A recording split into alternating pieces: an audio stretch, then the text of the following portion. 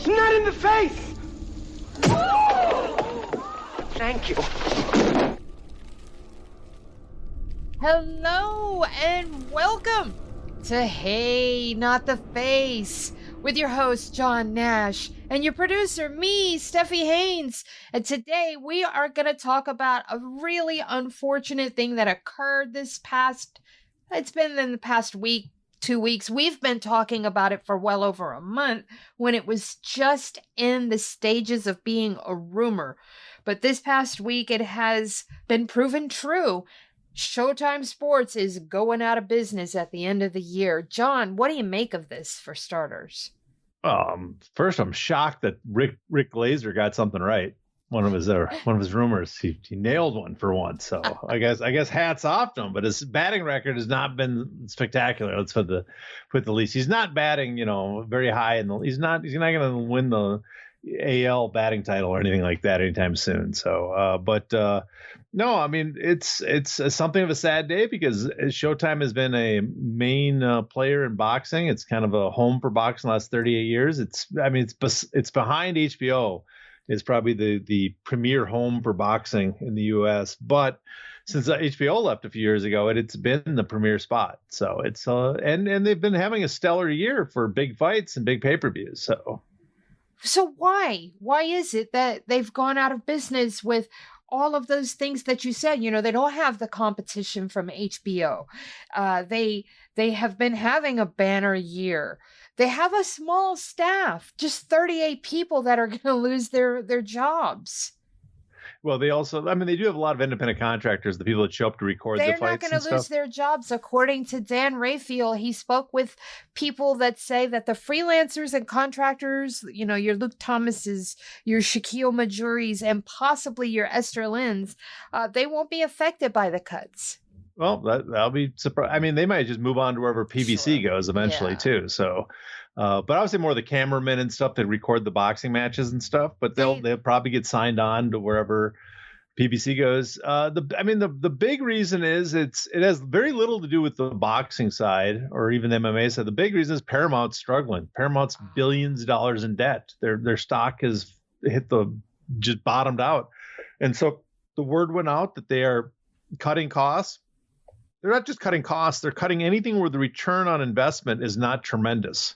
It's because they want, to put as little money into stuff and make as much money as possible. And Showtime Sports was not something that had a huge return on. I don't think they were losing money on it because they've had a successful year, but I guess some years they did lose money on it. It's an up and down business. It's not a consistent. There's the lump. They have not removed the lumpiness from their side compared to as the Endeavor says about the UFC, who removed their lumpiness. They still have lumpiness in boxing, but overall I'm sure it's a profitable venture. It's just not very profitable, and it's at times risky. So that's for them, that's not worth it. And they're gonna unload it. What does this mean for the broadcasting of boxing in general? Because we had HBO leave us, 4 years back. Now we're going to have Showtime leave us. That basically leaves DAZN, ESPN, and over in Europe, Sky Sports, which we don't have access to. So what does that mean for the broadcasting of boxing? Well, I'm just going to focus on North America, the U.S., because we're also the biggest market money-wise. So we play, outsized importance in the sport. I'm not 100% certain right now. It narrows the amount of locations it's playing in, but I don't think that's going to last long. From all accounts, PBC already sounds like they have a new broadcast partner. And rumors are it's going to be Amazon. The other possibility is DAZN, which would be somewhat surprising to me, but I could see him doing a short-term deal with DAZN, but they're going to go somewhere. Let's say Amazon. Well, we lose. The same thing kind of happened with HBO. HBO went out in 2018, 5 years ago. HBO had their last I believe it was 2018, had their last broadcast. DAZN showed up. You had ESPN. You had Fox was at the time involved, and same with Showtime. So boxing is in a weird way, I guess you could say, okay, it's not so strong that Showtime decided that they were going to keep it, not Showtime, but Paramount. But at the same time, there's going to be a home for this. You have these massive events with Canelo, Tank Davis, Crawford. All of them are still under contract with PBC. They're going to find someone that wants to get involved in the sport. And in many ways, I mean, people think that this, the money's drying up, but we saw this again before when HBO left and everybody thought, the fighters are going to have to start asking for less. The money's going to dry up. Well, the very next year or two, we saw more money in boxing than ever before as DAZN started just throwing money and ESPN did and everybody else. So it's very possible if Amazon comes in that they open the checkbook compared to other channels and they throw a bunch of money on to get top fights on their platform. How much of Paramount's money troubles and the need to unload as much as they can boils down to the pandemic? I don't know if it's that much the pandemic because, pandemic actually helped a lot of channels, streaming services, got a lot of subscribers. I think their big thing is they did two dumb things is they remerged CBS and Viacom into Paramount Global. And so they thought they're going to do efficiency, but it basically financialization. It made instead of making one stronger company, it made a bigger, weaker company. They also jumped into streaming and stuff, and the cord cutting really hurt them. They just were not prepared for that. And plus, the pivoting to streaming has been a disaster for most networks. Even Disney, it's been Disney's been this giant company, and they are now struggling with their streaming services with ESPN and Disney Plus. The amount of money lost, and so they're going to probably, a lot of people think they're going to unload ESPN. So it's these geniuses that make vast fortunes at the head of studios. They're not so smart that they didn't see that this was going to backfire on them to go all in on streaming, and yet they still did. So I would say it has less to do with the pandemic and much more to do with just poor decisions by the executives. What does this mean for Bellator? Well, Bellator already sounds like they're gone. The word has been that they're going to be acquired by PFL, but who knows? Maybe PFL is not going to acquire them. Maybe let's say PFL doesn't acquire them. I guess the next step is you'd think Paramount would want to sell them to get some return, but maybe there's more money to make by writing them off and just taking a big tax write-off. We saw that with Warner Brothers with certain movies, which they just basically deleted and then wrote off as losses. Maybe there's a bigger benefit to Paramount for just writing Bellator off and letting it just die, which would be, I guess, good for the fighters in the sense they'd be free agents suddenly, but it'd be bad for them in the same sense that there's not a promotion paying their checks. But right now, the word is, my guess is that they're already sold. They're just finishing up the paperwork, and PFL is going to acquire them. For how much is the question. The majority of it apparently is going to be in shares of PFL. I don't know how valuable that is, but that's the majority going to be in. And then they'll have ownership of Bellator, and I am not sure I guess they're going to keep them as a separate brand for a while was the word, but we'll have to wait and see. It's everything's still kind of up in the air. Okay, let's say that PFL doesn't buy them and they go under. What would the market look like for fighters if that happened? Oh, the market is it's going to be terrible. Remember when Strikeforce got bought up and suddenly the free agent market for fighters was just there was Bellator out there, but they weren't throwing much money around. And the fighters just started re-signing with the UFC, didn't want to test the market anymore, even risk it no matter what. Well, at the time it was hard too, because Joe Silva would freeze your contract forever if he tried to. Mm-hmm.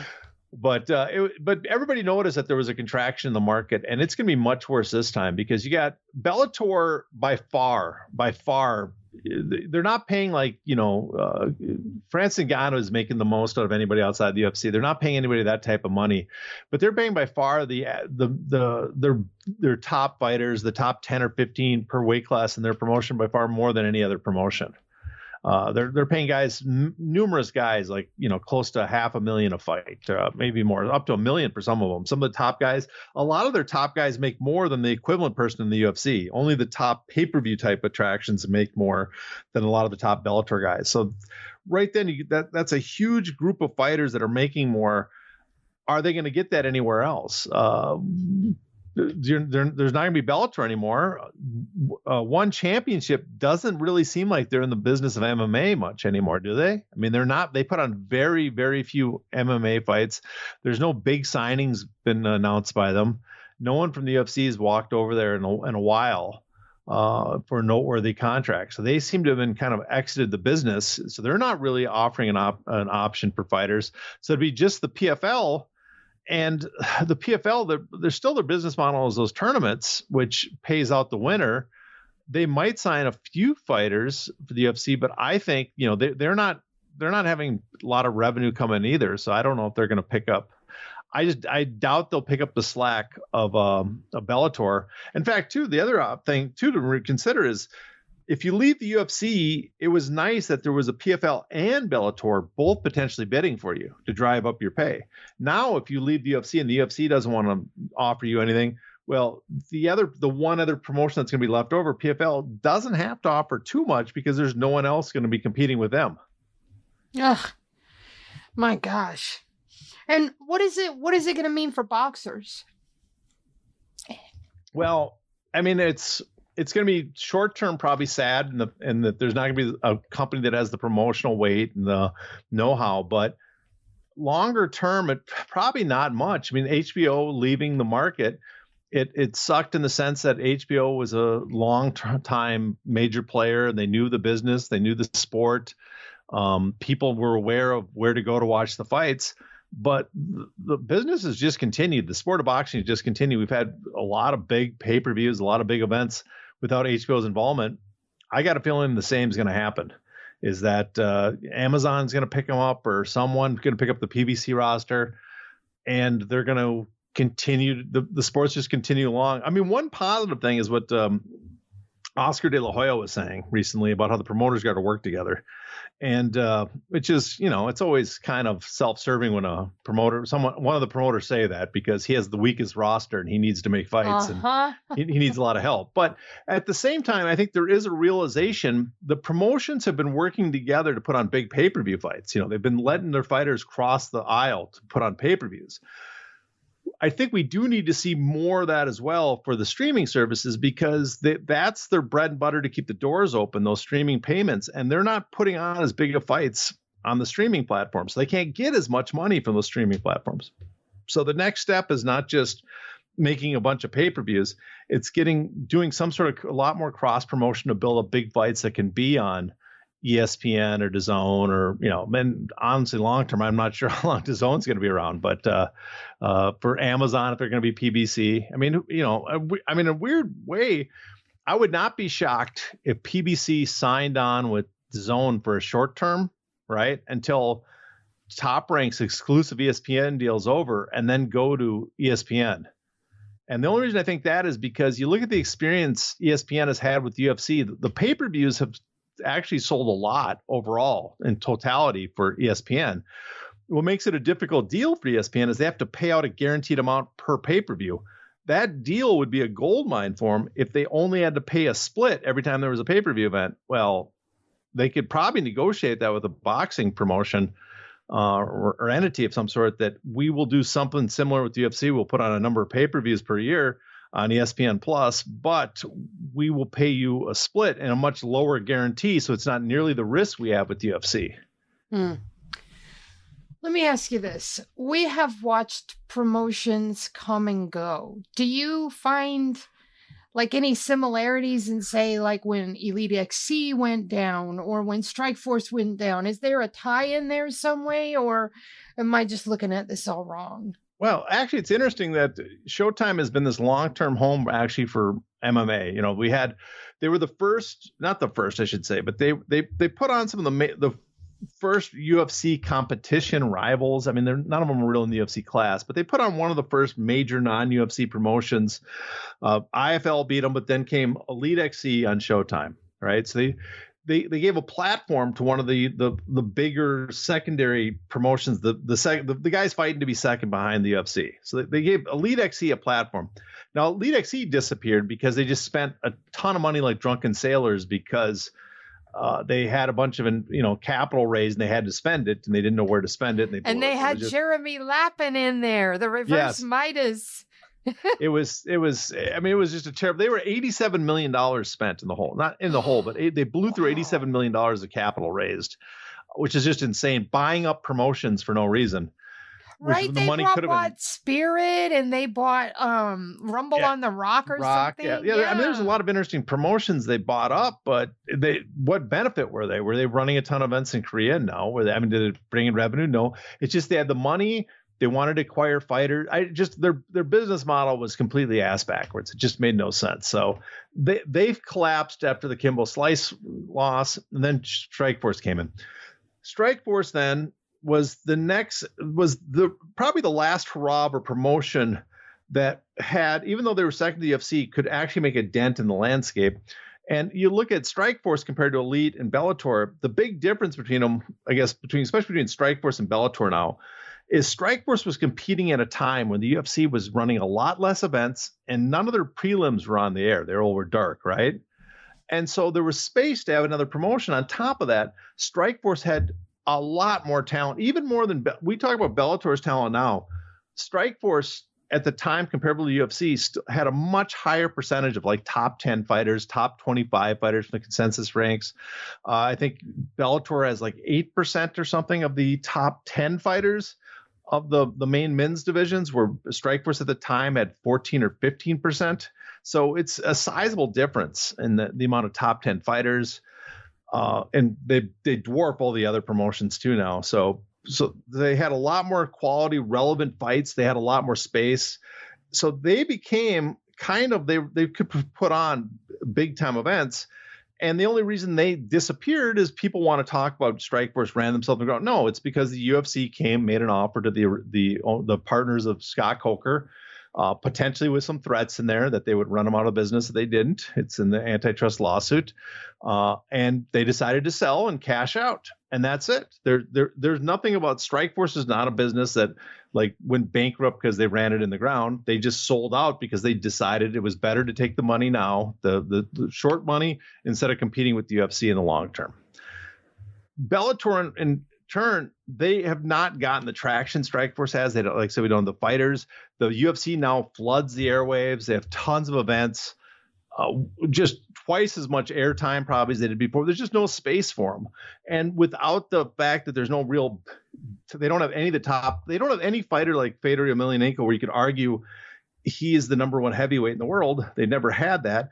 They do not get the attention them. So them disappearing it's as much as they've built up a roster that's impressive compared to other promotion, it's almost them going out with a whimper because there's so little attention or interest in their product now. So all three of them are interesting that all three were, I guess, put in place as being major rivals to the UFC, but all three in reality were much different rivals than the others. Sounds like Strikeforce had the best claim to being number two. Oh, I think by far they were easily number two.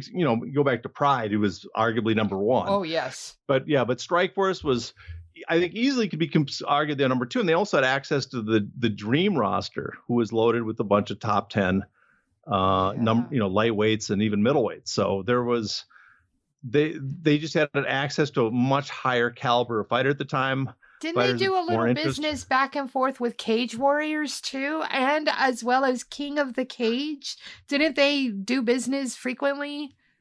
Not that I recall. I don't remember them doing business with them.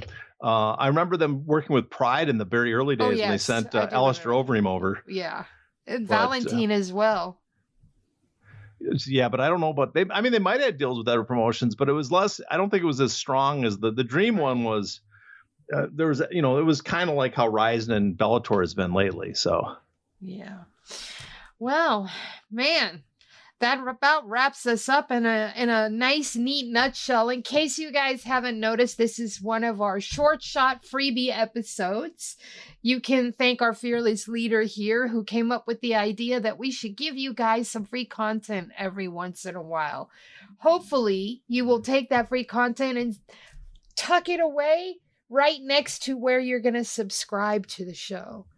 because that's the most important thing. We're like drug dealers. We're giving you a little taste. Exactly. To get you addicted to the hardcore stuff is going to be behind the paywall, but the the freebie right now. Yes, nothing on this episode will be behind a paywall, but the next one will have plenty of content behind the paywall. So make sure you subscribe. And if you already do that, just tell all your friends, your family, tell your foes. Tell them to subscribe and you guys can argue over what we talk about. Hate buy subscriptions for people. Exactly. The haterist subscriber. That's what you want to be. Anyways, do me a favor. Follow this guy on Twitter. He is at HeyNotTheFace. He also has his DMs open. So if you have questions, comments, anything like that, would like to contribute to the mailbag, that is how you do it. You can also email him.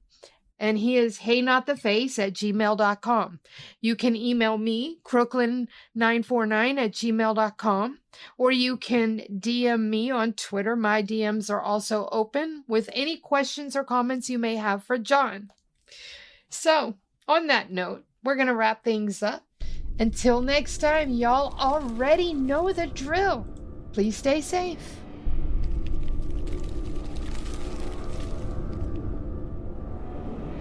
Ow! Ow! Not the face! Ooh! Ooh! Okay, the face!